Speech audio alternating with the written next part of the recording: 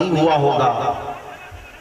مئو گھوسی میں میں حاضر تھا، ایک صاحب وہاں پر ڈرے ہوئے مجھ سے پوچھ رہے تھے کہ یہاں ہمارے دیش کے، ہمارے پردیش کے حالات بڑے خراب ہیں، یہاں تک آپ کو آنے میں کوئی دقت تو نہیں ہے؟ کیونکہ یہاں جو راج ہے وہ آپ جانتے ہیں، بلڈوزر والا راج ہے، تو آپ کو آنے میں کوئی دقت تو نہیں ہے، اور آپ یہاں اسٹیج پر آ کر آسانی سے بول پاتے، کوئی دقت تو نہیں؟ اس دن تک میرے ذہن میں نہیں تھا، ہم نے آج ان کو جواب یہ دینا تھا، وہ تو مئو تھا، گھوسی تھا، ہم تو اجودھیا بھی پہنچ گئے، ہم تو آفیشیل اجودھیا پہنچ گئے، اور انشاءاللہ العزیز ایک وقت آئے گا جب ہر دیوار بلکہ ہر علاقے سے یہ آواز گونجے گی، لبیک یا رسول اللہ۔ عزیزان گرامی وقار، نوجوانوں میں ایک بیداری دیکھ رہا ہوں، شمال سے جنوب تک، مشرق سے مغرب تک، اگر یہ بیداری باقی رہی اور بڑھ گئی تو انشاءاللہ انقلاب کو آنا ہے، اندھیرے کے بعد اجالے کو طلوع ہونا ہے، اور ظلم کی چادر زیادہ دیر تک نہیں تنی رہ سکتی، کفر کی حکومت تو رہ سکتی ہے، ظلم کی حکومت زیادہ دیر تک نہیں۔ اگر آج حالات خراب ہونے کے ہم بار بار گیت گا رہے ہیں تو میں کہتا ہوں نوجوانوں، نا امیدی اور مایوسی کی طرف مت جانا۔ اسلام اور مسلمانوں کے لیے پچھلے 1400 سالوں سے حالات کبھی سازگار نہیں رہے ہیں، ستیزہ کار رہا ہے ازل سے تا امروز، شرار ابو لہبی سے چراغ مصطفی، ہر زمانے میں یہ حالات رہے ہیں۔ بعض حضرات کو یہ اگر محسوس ہوتا ہو کہ ہم مائنورٹی میں ہیں، اس دیش میں ہم اقلیت میں ہیں اور ہمیں بہت سنبھل کر کے رہنا ہے، تو میرے عزیزو یہ کوئی نئی بات نہیں، بدر میں بھی ہم مائنورٹی میں ہی تھے، بدر کے میدان میں بھی مائنورٹی میں، احد میں بھی دیکھیں، خندق میں بھی دیکھیں، اور جنگوں کے میدان میں سب سے بڑی مائنورٹی اگر دیکھنا ہو، اقلیت، وہ کربلا کا میدان ہے۔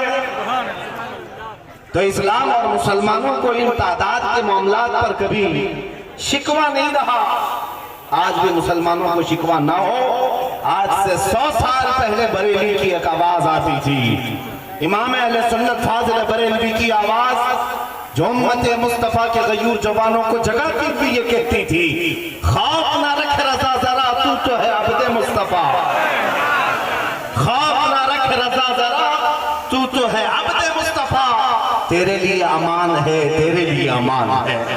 فخر کرنے کے لیے ہمارے پاس کوئی سب سے بڑی دولت ہے تو وہ عشق مصطفیٰ کی دولت ہے۔ اے سنیو، اگر تمہارے سینوں میں آج بھی یہ نسبت قائم ہے تو بھول جاؤ کہ کیا کیا چیزیں کفار و مشرکین اور دشمنان اسلام نے ہم سے لوٹا ہے، بھول جاؤ انہوں نے کیا کیا ہم سے لوٹا ہے۔ ہمارے پاس جو باقی ہے وہ سب سے بڑی دولت باقی ہے۔ بس اس بات کا خیال رکھیں، زندگی میں کبھی ناموس رسالت پر سودا نہ ہونے پائے۔ حضور پاک صلی اللہ علیہ وسلم کی عزت کے معاملے میں آپ کو میں بتاؤں، ایک سروے کے مطابق، پورے ورلڈ کے سروے کے مطابق، اپنے نبی پاک صلی اللہ علیہ وسلم کے نام کے لیے سب سے زیادہ حساس کوئی قوم ہے وہ مسلمان ہے، اور اس کے علاوہ دوسرا سروے یہ ہے، پوری دنیا کے مسلمانوں میں سب سے زیادہ سینسیٹیو، سب سے زیادہ حساس اپنے نبی کے نام پر کوئی قوم ہے تو بر صغیر ہند و پاک کے مسلمان۔ عربوں کو بھی نہیں شمار کیا گیا، عرب بڑی تعداد میں ہیں، لیکن سروے میں ایک آ گیا ہے، سب سے زیادہ حساس مسلمان ہندوستان اور اس کے آس پاس رہتے ہیں۔ اس کی وجہ میرے عزیزو انہی بزرگان دین کی صحبت ہے، یا علماء کاملین کی صحبت ہے۔ آج مجھے اس بات کا فخر ہے، میں ایک بات آپ کو بتاؤں کہ آپ کو پتہ ہے کہ جب ڈاکٹر کسی کو بے ہوش کرتا ہے، چاہے وہ دوا دے کر کے یا انجیکشن دے کر کے، سن کرتا ہے، پہلے بے ہوش کرتا ہے، اس کے بعد چیر پھاڑ کرتا ہے، آپریشن کرتا ہے، لیکن بے ہوش کرنے کے بعد کیسے چیک کرے گا کہ یہ بے ہوش ہوا ہے کہ نہیں؟ اس کے لیے ڈاکٹر لوگ کبھی چونٹی کاٹ کے دیکھتے ہیں، کبھی کینچی سے مار کے دیکھتے ہیں، یا ہاتھ پیر اس کا ہلا کر کے دیکھتے ہیں، اگر حرکت نہیں کر رہا ہے تو سمجھ لو کہ بے ہوش ہو گیا، اس کے بعد چیر پھاڑ کیا جاتا ہے۔ یہ دستور ہے آپریشن تھیٹر کا. اسی دستور پر دنیا میں بھی عمل ہوتا ہے. کسی قوم کو ختم کرنے کے لیے نشہ دیا جاتا ہے، پہلے بے ہوش کیا جاتا ہے، اور برسوں سے امت مسلمہ کو نشہ دیا جا رہا ہے. صرف ہیروئن کوکین کا نشہ نہیں ہے، افیون چرس گانجے کا نشہ نہیں ہے. انٹرنیٹ بھی ایک نشہ ہے جو ہم سب کو دیا گیا ہے. اس پوری امت کو اس نشہ میں مبتلا کر کے رکھا گیا پچھلے کئی سالوں سے، اور سالوں سے نشہ میں رکھ کر کے قوم مسلم کو دیکھا گیا. صرف میں ہندوستان کی بات نہیں کر رہا ہوں، پورے دنیا میں. اب چیک کرنے کا وقت آیا کہ مسلمان پورے بے ہوش ہوئے کہ نہیں ہوئے. ان کو چیک کرنے کا طریقہ یہ تھا کہ ان کے نبی کی شان میں گستاخی کی جائے، اسلام، قرآن اور اللہ کی ذات پر بھڑکا جائے. پھر دیکھتے ہیں اس میں کتنے زندہ ہیں اور کتنے سوئے ہوئے ہیں. اب یہ جو گستاخیاں ہو رہی ہیں یہ چیک کرنے کا ٹائم ہے ان کے. جگہ جگہ سے یہ مسلمانوں کی بیداری کو ناپنا چاہتے ہیں. انہوں نے عربوں میں بھی دیکھا، یورپ میں بھی کر کے دیکھا، جہاں جہاں حضور پاک صلی اللہ علیہ وسلم کی شان میں گستاخیاں کرائی گئیں. پھر منظر کو دیکھا کہ کتنے جاگے ہیں، کتنے سوئے، بیدار کتنے ہیں. میرے عزیزو، عربوں میں تو ایسی نیند ہے کہ ان میں سے کوئی اٹھنے کو تیار نہیں. چاہے کچھ بھی بول دیا جائے اسلام کے خلاف، رسول پاک کے خلاف، وہ ایک گہری نیند سوئے ہوئے ہیں. لیکن جب یہاں سے کوئی کتا بھوکا ہمارے ملک سے، تو پھر میں نے دیکھا ہے ہندوستان کے شمال سے جنوب، مشرق سے مغرب تک ہر علاقے سے مسلمان بچہ بول پڑا لبیک یا رسول اللہ، لبیک یا رسول اللہ. یہ اس بات کی علامت ہے کہ نشہ تو تمہیں دیا گیا اور نشہ ہمیں بھی دیا گیا ہے، لیکن ابھی ہماری قوم بے ہوش نہیں ہوئی. اپنے نبی کے نام پر ابھی بھی ہوش میں. اور جب تک یہ ہوش باقی رہے گا، یاد رکھنا تمہارا چیر پھاڑ نہیں ہو سکے گا، آپریشن نہیں ہو سکے گا. جب تک یہ زندگی باقی ہے آپریشن نہیں ہو سکے گا.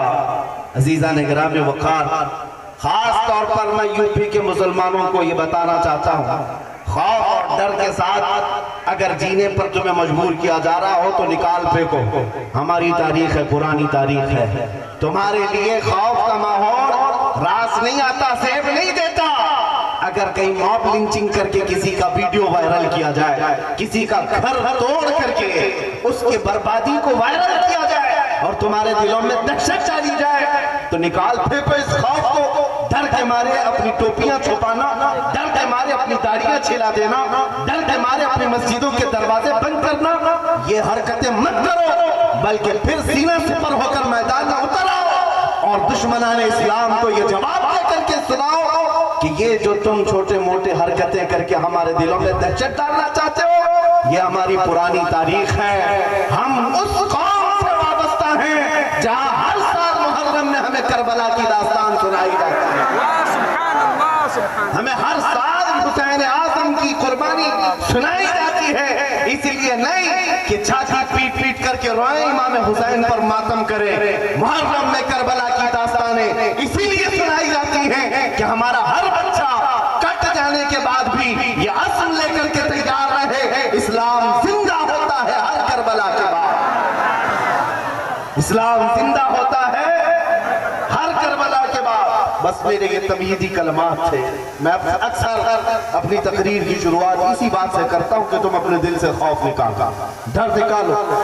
یاد ہی کہ اسٹیج کی بات ہے، ایک تقریر ہوئی، دوسرے دن اسٹیج پہ موجود یہاں تو بڑے ذمہ دار علماء ہیں اور انہی کے مہربانی اور عنایت سے میں بول رہا ہوں، لیکن مجھے